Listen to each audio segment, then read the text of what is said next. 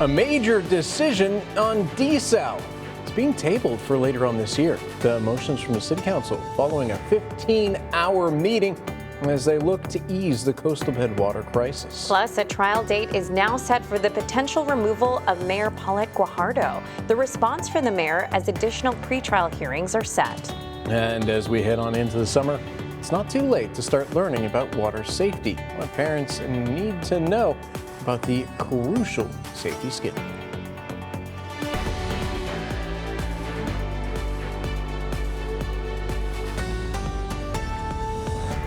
Good morning, everyone. Thank you so much for waking up with the Hoffmans. I'm Michelle Hoffman. And I'm Brian Hoffman. Had a bit of a drizzle coming into work today. We got to find out if it's going to be a straight up downpour later on with, of course, the master right here. Meteorologist Stephen Jones. How you doing, sir? Well, good morning, you guys. You know, doing very well this Wednesday. Great to have you back, Brian. Of course, that's why we're doing so well, and even seeing a little bit of that rain like you talked about. They have since dried up, those showers and storms that we saw on the way to work this morning, but going into the afternoon, that's where I'm expecting some additional development and probably some of those additional downpours also to start developing. So far on the sky cams, just those cloudy skies as we've been waking up for our Wednesday morning, but in terms of the radar, like we talked about, it has been starting to dry up for the most part with those storms that we saw working through most of the southern coastal bend earlier. Right now, just holding on to a few of these light showers working in towards Aransas County and Refugio County. But like I talked about with that sunrise on the way, we'll start to see additional development in the later morning hours. Temperature-wise, not too jacket-worthy for our Wednesday so far. 80 degrees on the money at the Naval Air Station, 81 over there in Port Aransas so far, 73 for Beeville, George West, Freer, and San Diego this morning. Falfurrias coming in at that 76-degree mark. As we go through the rest of our Wednesday, of course, going to be on the warm-up, 83 degrees by 11 a.m., up to 86 by that 3 p.m. hour with some more of those scattered showers and storms as we're heading into the afternoon with maybe a few of our daytime highs as you work your way inland, pushing those lower 90s, but overall just a few degrees cooler than what we had yesterday. But overall, let's get you ready for your Wednesday morning as we're heading out there on the roadways. So far on the traffic flow map, we've been shaping up pretty nicely today. No issues to report right now on the Harbor Bridge if you're making that commute to or from Portland. For Robstown and Cal Allen commuters, both 37 and 44. Looking at my favorite color on the board so far, that good and green traffic flow as we're working into Corpus Christi proper, Ocean Drive, SPID, and Saratoga, all coming in the clear with none of those issues to report, which means one more detour inland, of course. Good morning to neighbors out there in Alice. So far, so good also on your traffic flow map, so no issues to report for our Wednesday morning. Of course, though, we'll take a closer look at that future tracker and what to expect coming up in our full 7-day forecast. Stephen, thank you so much. After a 15-hour meeting, there's still no answer for the future of the Inner Harbor Desalination Project. That's right, being kicked down the road yet again. Council was expected to decide on a $78.6 million contract for 60% of the design, but it's being tabled again. There was also skepticism from scientists saying that the environmental study did not properly evaluate the Inner Harbor's effect on marine life. Council is expected to discuss this again only in September. I'm your neighborhood news reporter, Jada Jenkins, and I'm here outside City Hall as there is a protest going on with Hillcrest residents and supporters who are in opposition of the Inner Harbor Desalination Project. Chants of shut it down echoed outside City Hall Tuesday as Hillcrest residents and their supporters gathered ahead of the City Council vote. Many say they're concerned about the impact the project could have on their community and want city leaders to reject the plan. Others acknowledge the region needs more water, but question whether Hillcrest should continue shouldering industrial development. We do need water here. We do need water. What do you think would be the best solution here? For us to get people that know what they're doing to make the decision. Residents tell me they plan to continue making their voices heard as the city moves forward with its decision. Well, City Council did approve a plan limiting how much water customers can use monthly during a level 1 water emergency. It's set at 6,000 gallons a month, but Council is expected to revisit the rules after concern from apartment owners about their water allocation. City Council also approved a resolution giving the city manager authority to initiate surcharges during a level 1 water emergency. Well, the effort to remove Corpus Christi Mayor Paulette Guajardo from office is moving forward with a trial. Public comments opened the hearing, with some calling the process necessary and others criticizing it as a political distraction. The mayor's attorney argued that the proceedings violate Texas law, while attorneys for the petitioners said that the city is following its charter. Mayor Guajardo is questioned about the process. Well, it's unfortunate that we continue to spend time, resources, taxpayer dollars to fund all of this because it's unnecessary. The trial is scheduled for July 22nd and 23rd. The additional pretrial hearings are set for June 8th and 9th, with both beginning at 9 a.m. I'm Jada Strayer, and I'm here at Safe and Strong Swim Academy. Living in Corpus Christi means water is everywhere, and for kids, swimming isn't just a fun activity.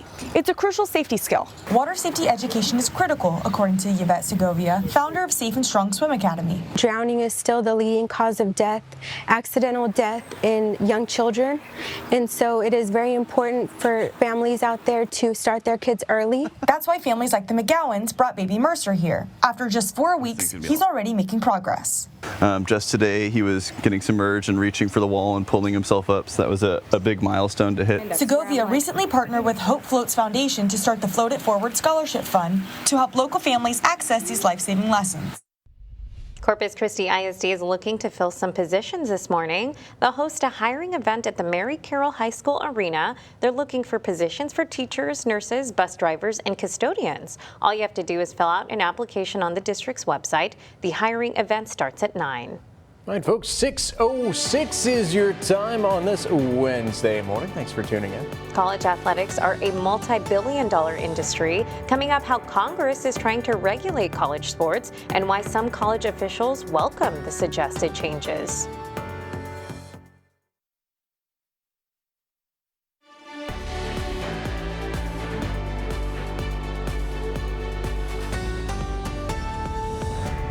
Welcome back, folks. 6:10 is your time, and we're kind of hoping for a little bit more rain in our watershed, right? Yeah, we bumped into little drizzles on the right way here. So meteorologist Stephen Jones, what's going on? Well, hey there, you guys. You know, good Wednesday morning. We've got some of those showers and storms. They've mostly started to dry up, the ones we saw on the way to work, but I'm expecting additional development as we head with sunrise into the later morning hours, and especially as we go into the afternoon, we could run into some more of those embedded downpours. Of course, with all this rain we've been seeing recently, though, I wanted to give us another look at some of the latest lake levels, at least. Lake Corpus Christi coming up still from 16.3% a week ago to 24% as of this morning. Choke Canyon 7.5% to that 8.3%, and that means the combined reservoir capacity sitting at 12.7%. And hey, Lake Texana pretty good as well, sitting at 99.5%. But of course, we've still got a ways to go on our main reservoirs there in Lake Corpus Christi and Choke Canyon, but at least we're trending the right direction. Over the past few hours, here's how the radar's been shaping up so far. Most of that activity in the southern coastal bend has started to dry up, but we're seeing some additional development now into areas like Aransas County, Refugio County, and even in pushing in closer to Beeville. It looks like on the latest radar updates, might see that trying to push into Beeville itself here in about another 15 minutes or so with a good downpour. But for our Wednesday morning here in Corpus Christi, has since started to dry up. 76 degrees on the board so far. Winds out of the north 5 miles an hour with 0.14 of an inch of rain so far coming down over by the International Airport. Temperature-wise, not too jacket-worthy out there. 79 degrees right now in Rockport. 81 as you work your way over to Port Aransas. 75 for Mathis, with San Diego coming in at 73 degrees so far. And as we take a closer look at some of these rainfall totals with our Chris 6 Neighborhood Weather Network, on the south side reading about just over a quarter of an inch there on Cape Aaron Drive. Also 35 of an inch coming down closer to Graham Road, with further southern portions of the south side only 2/100 of an inch there on Wind Willow Drive. Across the bay in Portland, also some decent numbers. Almost half an inch falling on Mangrove Drive. 0.6 of an inch on Willow Drive, with Oakland Hills only reading about 1/10 of an inch coming down. But that's going to be the nature of the storms that we see today. Some of us picking up a decent amount of rainfall and really only a few miles away, not picking up much at all. For our dog walking forecast today, we've got Princess Esquivel on the board right here from Nueces County. Says her favorite place to go on a walk is over there at Cole Park, which is a pretty good spot for it. As we're heading out there for Princess's Walk, 81 degrees by 10 a.m. up to 85 as we're heading out for that lunch hour closer to 1 p.m. this afternoon, and winds out of the east and northeast about that 5 to 10 mile an hour mark, getting a little bit more of a southeasterly component as we head into the evening hours for us. On the future tracker, here's how it's shaping up today with these very spotty scattered showers working into the area, but likely to see a few embedded downpours as they do also Can't rule out all rumbles of thunder. Might see some of that lightning with some thunderstorms developing into the afternoon. They're going to be feeding off that daytime heating. And then as the sun sets going into this evening, mostly starting to decrease in activity for the overnight hours. But similar to what we saw this morning, could have a few of those isolated showers once again pretty early and really throughout the day on Thursday. That same story with some of the scattered showers with a little bit more as we go into the afternoon, feeding off that daytime heating for us. That's going to continue as we go into our Friday and maybe even into our Saturday before rain chances start to dry up. Temperature-wise on the 7-day forecast, 87 there by Friday, and then as the rain chances start to dry up, those temperatures go up. 89 degrees by Sunday, 90 to kick off next week on Monday with overnight lows following that same trend. 74 as we go into tonight, and then 78 degrees as we're starting to kick off next week.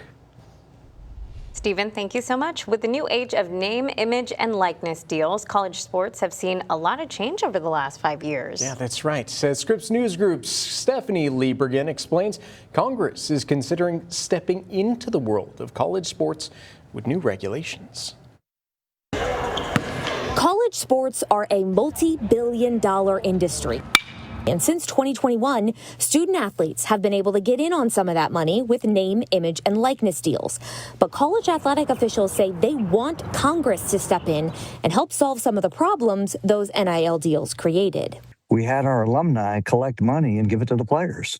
And it was fabricated NIL. It wasn't real NIL that you would think about in professional leagues. Bubba Cunningham is the athletic director at the University of North Carolina at Chapel Hill. He supports NIL deals, but believes the current compensation model for student athletes needs improvement.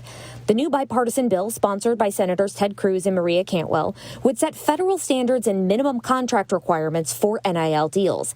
It would put a limit on athlete transfers, a ban on mid-season coaching changes, and new rules for agents to prevent student athletes from being exploited.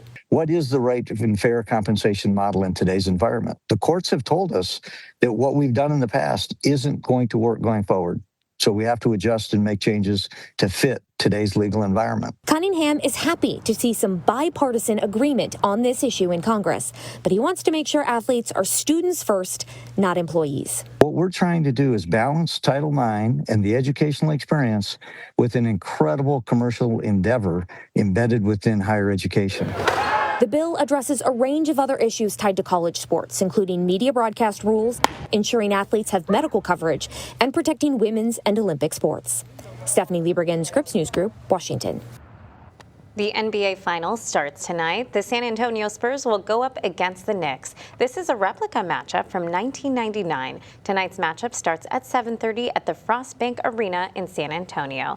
And it is now 6:15 on your Wednesday morning, folks. Thank you so much for joining us. We always appreciate it. Well, the U.S. government is seeking cooperation from tech companies when it comes to AI. What a new executive order is requiring.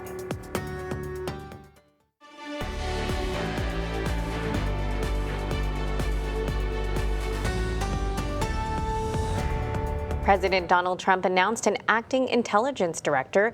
Bill Pulte will take over from Tulsi Gabbard, who announced that she will step down at the end of the month. He will now be the highest-ranking intelligence official, overseeing 18 agencies, including the CIA and the National Security Agency. It's unknown if this will be a permanent pick, though. The White House Correspondents' Dinner has been rescheduled for July 24th at the Waldorf Astoria in D.C. There will be enhanced security measures due to the incident back in April. Further details about the event and programming will be announced as they become available. Well, a new executive order is asking tech companies to give the government oversight of new AI models before they're released to the public. Signing marks a major step in the Trump administration's efforts to regulate artificial intelligence. It wants early access to AI models in order to assess cybersecurity risks and protect infrastructure. Well, soccer teams are arriving in the U.S. ahead of the 2026 FIFA World Cup. This includes the Australian, Saudi Arabian, and Ecuadorian teams. Each one has their own home base in California, Ohio, and right here in Texas. Well, folks, 6:22 is your time on this Wednesday. Coming up, how a veterans group on the island is tying America's 250th birthday to a project aimed at honoring service while expanding their impact in the community. Now, say hello to your neighbors. This is your Chris 6 News Sunrise Shoutouts. Hello, Chris Six Sunrise team. I'm Art Sego, the Executive Director of the Ritz Theater. I'm in the downtown neighborhood and want to wish all my neighbors across the Coastal Bend to have a great day. Ooh, we're excited to see the Ritz Theater come back to life again. Thank you so much, Art, for that shout-out video. We hope you have a wonderful day. And folks, if you want to send us your own shout-out video, all you have to do is scan the QR code on your screen or head to our website, christv.com. This is Veterans in Focus, sponsored by the Heil Law Firm. Car wreck? Heil will help. On North Padre Island, a local veterans group is turning a milestone celebration into a fundraiser. Here's how you can be a part of honoring America's 250th birthday and also be a part of efforts to build a new home for a group that does so much for our community. We are the fastest growing American Legion in the state of Texas. On North Padre Island, a veterans organization is working to make its presence in the community more visible while preparing for a major milestone moment in American history. The American Legion Post 229 is launching a new fundraiser, a project designed to honor service while supporting the Post's work in the community. We are doing a fundraising effort called Flags for Freedom. The project invites community members to sponsor American flags that will be displayed along Park Road 22, leading into the nation's 250th birthday celebration. The island's pretty patriotic, but it's not just for the island. It's for the city, the community, and any veterans and responders and anyone else that really would like to honor or memorialize their loved ones. The concept is similar to the Flags for Heroes event that's usually set up at Cole and Ropes Park.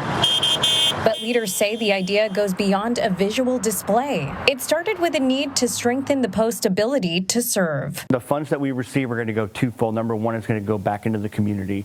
You know, we sponsor Boy Scouts and other veteran services. Thank you guys for being so active in our community. Part of the proceeds will also help fund another goal, a permanent home for the Post. Right now, members meet in borrowed space on the island, but as the organization continues to grow, leaders say the need for a place of their own is growing too. We're a little over 100. 4 years ago, we started with 15 members. And as the nation approaches its 250th birthday, members say their efforts are about more than growth. They're about honoring the service and sacrifice that helped shape the country over the last 2.5 centuries. It's to show our appreciation and our pride and our professionalism for those who've gone before us. It's a celebration of what we've become of our great nation.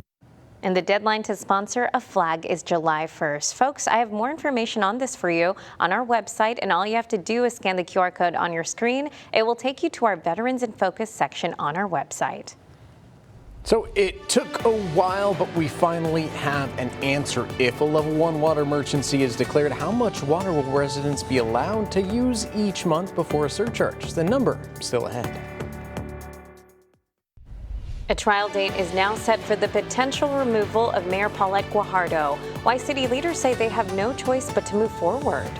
And we are listening to your questions, working to get you answers. As always, this morning we address why excess floodwaters from San Antonio can't be used to benefit the Coastal Bend's water crisis. Plus, a little later, mosquitoes are taking over after recent rainfall. We'll show you how the city of Dallas is dealing with the surge and track when spraying reaches your neighborhood.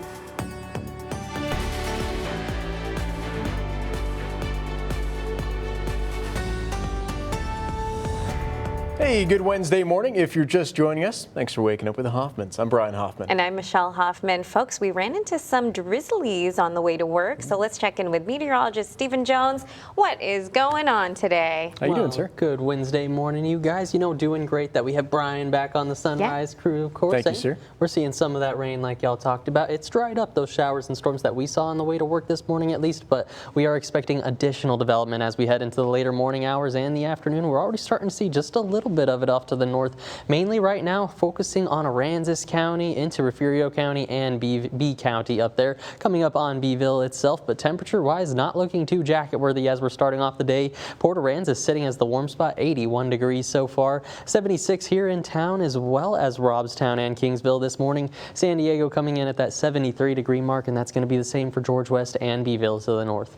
As we go through the rest of our Wednesday, of course, going to be on the warm-up back into those 80s, 86 by 3 p.m. and I'm calling about 88 for our daytime high here in Corpus Christi, and like we talked about, probably a good idea to have that umbrella on standby with additional scattered showers and storms expected as we go into the afternoon.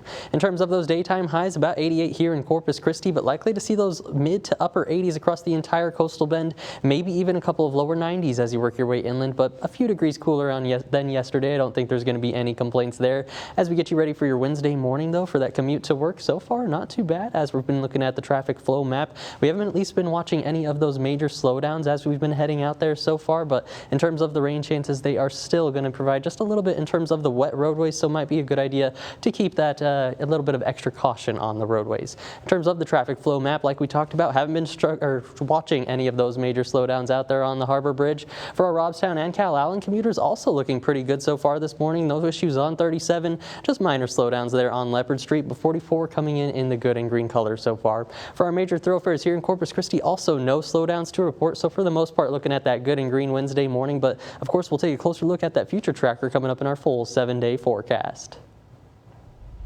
Thank you, Stevens. The City Council approved a plan limiting how much water customers can use monthly during a level 1 water emergency. Yeah, that's right. It's set at 6,000 gallons a month, but council is expected to revisit the rules after concerns from apartment owners about their water allocation. City Council also approved a resolution giving the city manager authority to initiate surcharges during a level 1 water emergency. A trial date is set for the potential removal of Corpus Christi Mayor Paulette Guajardo. The mayor's attorney argued that the proceedings violate Texas law, while attorneys for the petitioners said the city is following its charter. The trial is scheduled for July 22nd and 23rd.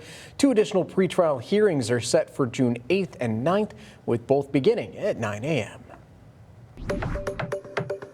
Each week, Chris 6 is answering your questions about our water crisis. I'm Chief Meteorologist Stephanie Lauber, and this week's question asks, why don't we use excess floodwater from San Antonio?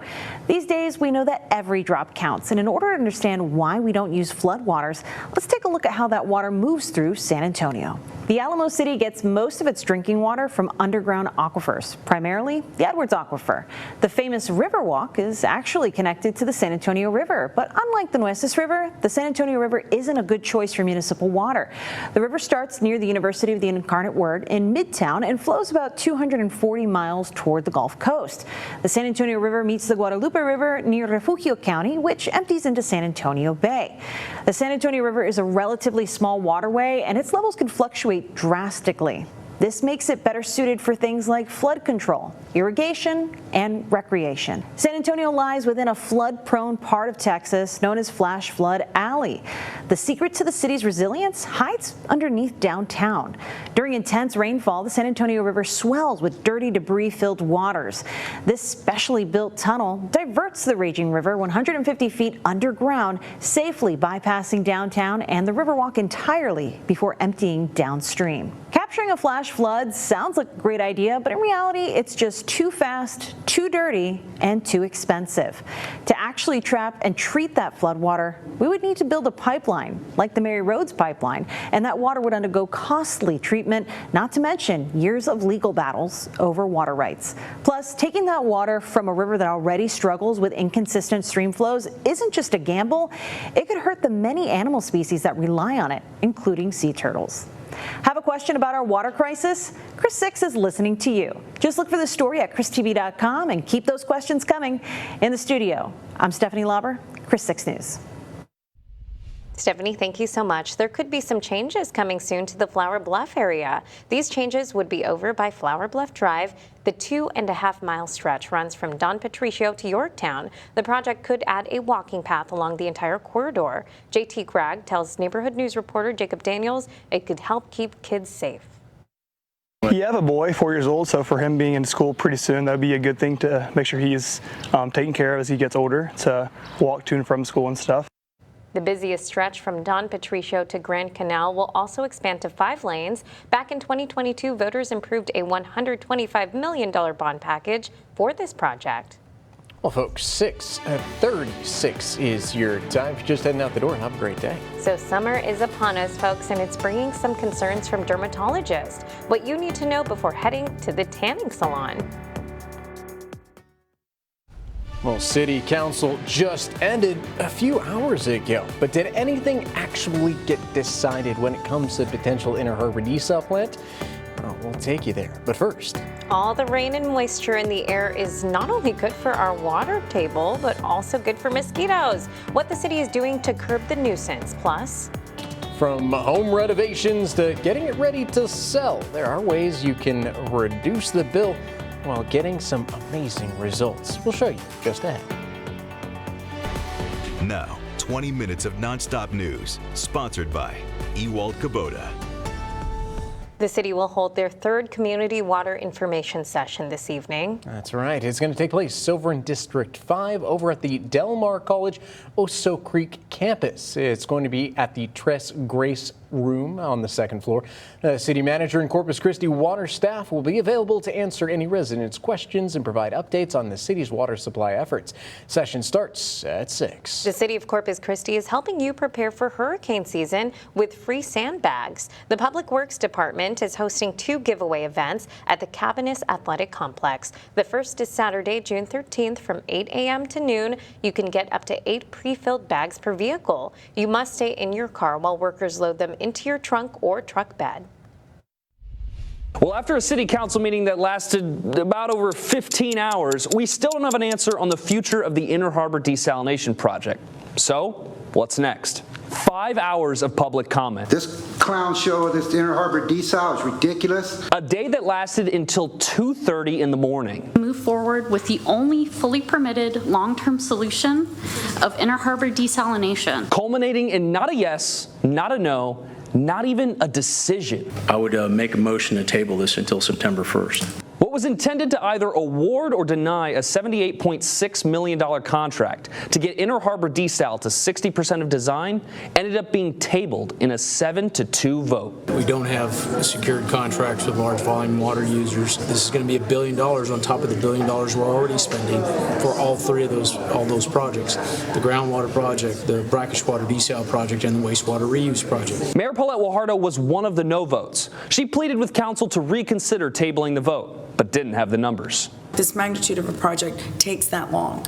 It's over 10 years. People before me worked on it. It's frustrating to continue to not take the vote and just move it forward. As more yawns and drooping eyes appeared inside council chambers, so did doubt surrounding the Inner Harbor project. From uncertainty on long-term contracts with large volume users.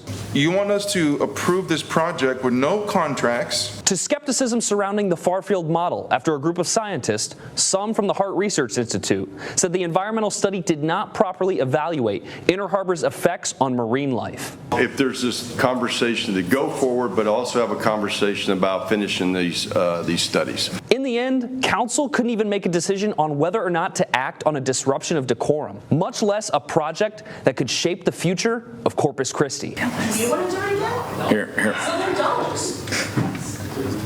Here, you know what? Let her stay. City leaders tell me they still want to vote on Inner Harbor desal, but with more clarity on the environmental impacts and the future water demands they'll face. Reporting from the studio, I'm Drew Bishop for Chris 6 News. And he had a late night. He actually, I think, just left like an hour or so ago. Well, the city of Corpus Christi is continuing its mosquito spraying operations. Last night, crews targeted North Beach and the city's south side.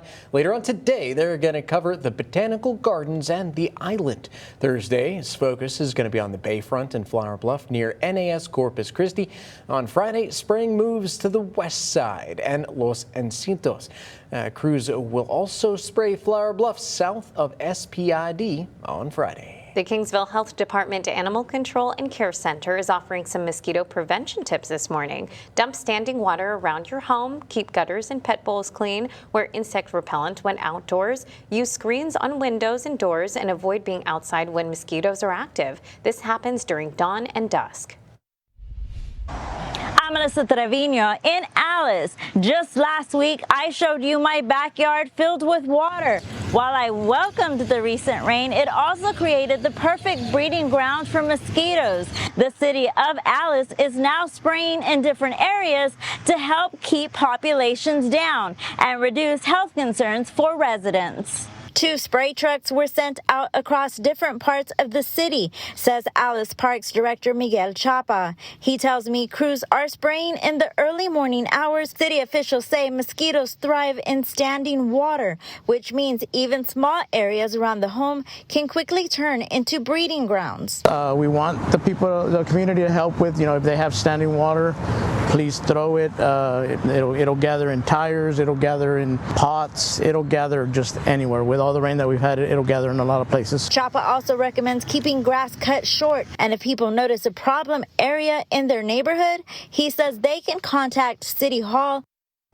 You know, I have so many bites on my legs. They're all over the place. They have just been relentless. And, unfortunately, they can do the spraying, but if it rains again, I don't know the science behind it, if it's going to, stop the spraying effects. Are we going to see some heavy rain again? Yeah, I do believe we're going to be seeing some more of that rain. Probably not as much as we've received over the past few weeks, but we do have more of those scattered showers on the board for today, tomorrow, Friday, and even into Saturday. So it's not going to be all of us all at once getting that rain, but there's probably going to be a few troublesome spots as we head through the next few days where we see those highest rainfall totals really shape up. On the Doppler radar this morning, so far we had more activity earlier in the southern coastal bend. That has since started to dry up and mostly shifting out towards the northern coastal bend there into Bee County and Aransas County, even into Refugio County. A few of those light showers setting up, and looks like Beeville could find yourself with a little downpour as we head through about another 15 minutes or so with these slow moving showers. Here closer to home in Nueces County, seeing even a few of those light greens popping up on the radar. Also might be moving in on the south side as we work through about another 15 minutes or so. Wouldn't be surprised to see a few drops on the windshield for your morning commute out there. In terms of our Sunset Island cam, courtesy of Matthews CCAC, here's the view out there. A gorgeous sunrise on our hands, 80 degrees on the money here by the Laguna Madre, with winds out of the east-northeast about 7 miles an hour right now, and temperature-wise not looking too jacket-worthy as we're kicking off the day. 81 degrees is what we're still holding on to out there in Port Aransas. 70s as you work your way inland. 74 for Mathis, 73 out there in San Diego, and that's going to be the same for George West and Beeville, with the cool spot being Freer coming in at that 72 degree mark. Now taking a closer look with our Chris 6 Neighborhood Weather Network at some of the rainfall that we've received today. Already picking up over 1/4 of an inch there on Cape Aaron Drive, and 35/100ths of an inch on Graham Road over in Flower Bluff so far. Across the bay in Portland, also pretty similar numbers. Over 1/2 inch, 6/10 of an inch coming down on Willow Drive. Almost 1/2 an inch coming down there on Mangrove Drive, versus Oakland Hills reading closer to 1/10 of an inch of rain, which is really going to be the story of what we see today, where you get some of these higher totals, but really only a few miles away, and you could pick up next to nothing in terms of these showers and storms. But going into our dog walking forecast today, we've got Royalty on the board. Princess Esquivel right here. She's from Nueces County, says her favorite place to take a walk is over there at Cole Park. As we're heading out for Princess's Walk, 81 degrees by 10 a.m., up to 84 by that lunchtime hour, with more scattered showers and storms starting to show up as we head into the later morning hours and the early afternoon. Here's how the future tracker is currently playing out. I wouldn't urge you to look at the exact locations of these showers and storms, but more so the trend of how spotty they're going to be going into the afternoon, with some of us getting the heavy rain, with others of us not getting anything at all as we go through the day. That's going to be the trend we remain with today, tomorrow, and even into our Friday. Here's by the overnight time frame. We could still hold on to a few of those isolated showers, but overall decreasing in coverage for us. It's going to be feeding off of the daytime heating for the most part. That's where we see the best opportunity for some more of the heavier downpours and a few thunderstorms setting up across the region. But overall, through the next few days, looks like we could pick up a decent 1/2 inch or so as we go through the next few days. If you do find yourself at the beach today, though, here's how that forecast is shaping up. 1 to 2 feet in terms of the surf. High tide closer to 8:39 a.m. with low tide coming in 11:30 p.m. tonight. And if you're getting in the water temperature not too bad in those mid-80s now as we're heading into meteorological summer. In terms of the rain chances, they're sticking around with the widely scattered activity through the next few days before it starts to dry up as we're heading into Sunday and next week. But as the rain chances dry up, those temperatures are going to go up. We're holding on to about 87 degrees by Friday with the scattered showers still around. Those rain chances start to dry up by Sunday, 89 degrees with 90 on the money as we're heading into next week. Overnight lows following that same trend from 74 degrees tonight to 78 as we're getting ready to kick off next week. So this next story is a little disturbing, especially for your parents out there. Imagine answering the phone and hearing your child begging for help. It's exactly what happened to a California mother. A man called and claimed a cartel kidnapped her daughter. He demanded $20,000 for her safe return. The mother even heard her daughter's voice pleading for help on the phone. But it was a scam. Criminals used artificial intelligence to clone the daughter's voice.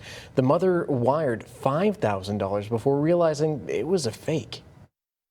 As a parent, when you truly believe that your child, adult child, is in distress, in terror, distress like that, you'll do anything. That is horrifying. Well, the FBI says that Americans lost more than $893 million to AI scams last year. Experts say you should create a family code word to verify identities during an emergency. If you're planning to sell your home or just want an upgrade, some remodeling projects pay off more than others. Experts say updating kitchens, bathrooms, and basements will give you the biggest return on your investment. These are the most used spaces in a house. Smaller projects like new garage doors, refinishing hardwood floors, and fresh paint also boost your home's value. But contractors warn against high-priced additions like home offices or pools. Putting a pool in your backyard because you would like your children to have a pool doesn't necessarily mean it would appeal to a future buyer. In the end, it all comes down to wants versus needs.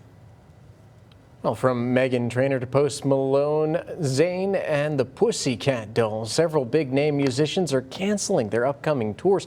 Social media users are blaming something called Blue Dot Fever. The blue dots represent unsold seats on ticket buying websites. Experts say that promoters usually need to sell about 60 to 70% of tickets to even break even.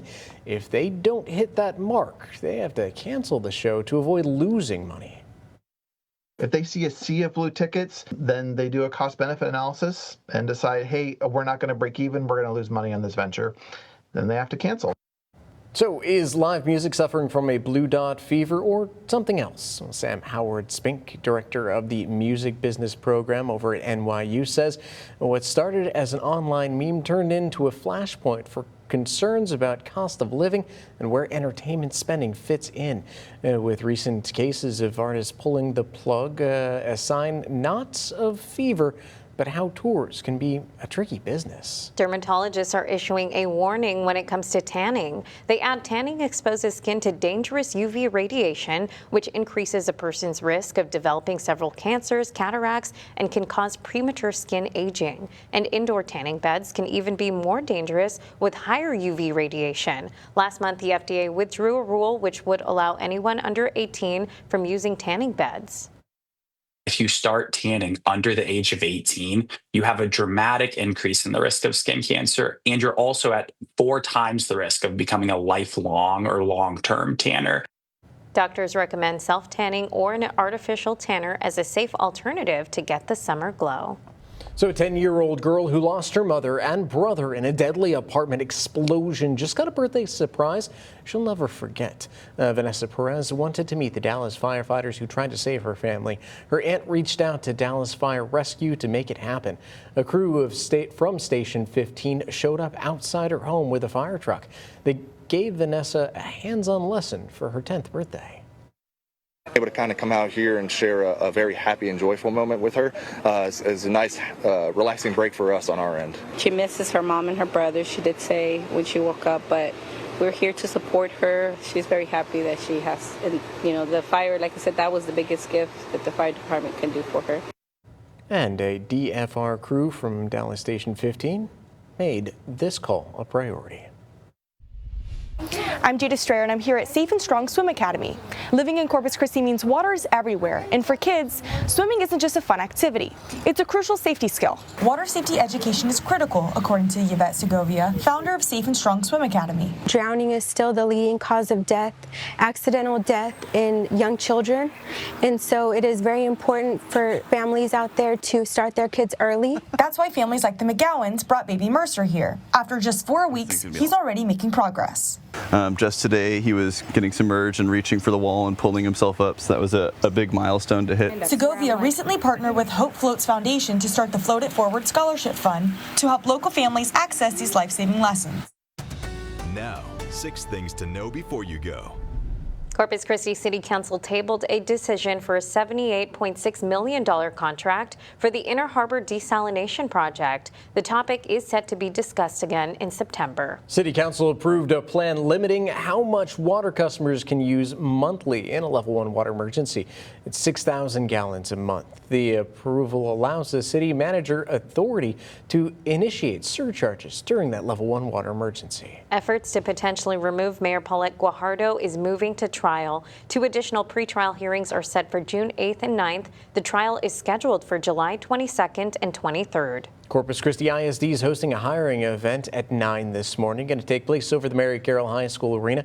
Just fill out an application on district's website before you go. A new bill would set federal standards and minimum contract requirements for name, image, and likeness deals for college sports. The bill also addresses ensuring athletes have medical coverage and protecting women's and Olympic sports. President Trump signed an executive order asking tech companies to give the government oversight of new AI models before they're released to the public.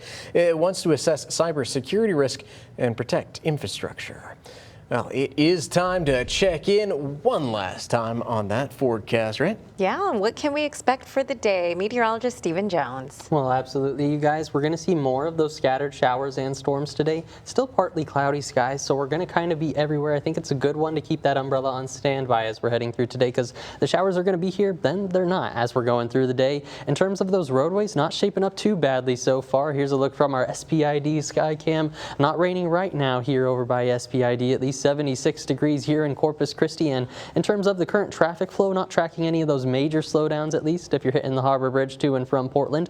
Looking at that good and green traffic flow, and that's going to be the same for our Robstown and Calallen commuters. No issues to report on 37 or 44 so far this morning. For our major roadways here in Corpus Christi, Ocean Drive, SPID, and Saratoga all coming in the clear. Some minor slowdowns on Saratoga as you're coming up to Crosstown Expressway, and then closer to downtown, not shaping up too badly either. A couple of slowdowns on Morgan Avenue and 44 as you're getting closer to downtown, but only looking at those yellows. So for the most part, looking at a good and green Wednesday morning. But talking about the forecast, let's get you one as we're heading in through the rest of the weekend into the weekend. So far for a Wednesday morning, we've already seen some of that scattered showers show up on the radar. Right now, mainly focusing in areas from Corpus Christi to the north. B County did have the strongest cell, but looks like it's starting to dissipate a little bit up there as it's coming up closer to Beeville. Over in Aransas County, Rockport also still dealing with some light showers, and might see just a little bit there on SPID here in the next 5 to 10 minutes, but only looking at like a light shower at best. In terms of our studio sky cam, this is a nice view for our sunrise this Wednesday morning. 76 degrees here in Corpus Christi, and not raining as of right now, but we've got more on the way. Not looking too jacket worthy right now though. 81 degrees in Port Aransas and 70s as you work your way inland. We'll all be back into those 80s as we head into the afternoon, topping out about 88 degrees on my forecast here in Corpus Christi. And through the 7-day forecast, we're holding on to this trend of scattered showers through the next few days. Luckily, it starts to dry up by Sunday, but then those temperatures go up. 89 on Sunday, 90 degrees to kick off next week, with overnight lows going from the mid-70s to the upper 70s as we're kicking off next week. Not too bad. Stephen, thank you so much. So today is National Egg Day. Whether you like them sunny side up or hard boiled, it's time to give some eggs extra credit. One egg has just 75 calories, and they're also packed with protein and vitamin D. Eggs have been at the center of nutrition debates for years, but they remain a popular choice for breakfast, lunch, and baking. So make sure you crack open your favorite recipe and get cooking. I do love me some eggs, but Brian can't have eggs. No, but you do cook them quite a bit, and I cook them for you on occasion. I will admit I do an excellent job. Oh, there you go. I do love myself some eggs too. Get that over medium, the nice runny yolk with some toast. Ooh, yes. It's tough to beat that on a breakfast. Well, thank you so much, Stephen. Thank you, folks at home. Hope you have a fantastic day. We'll be back with even more news from your neighborhood in just a bit.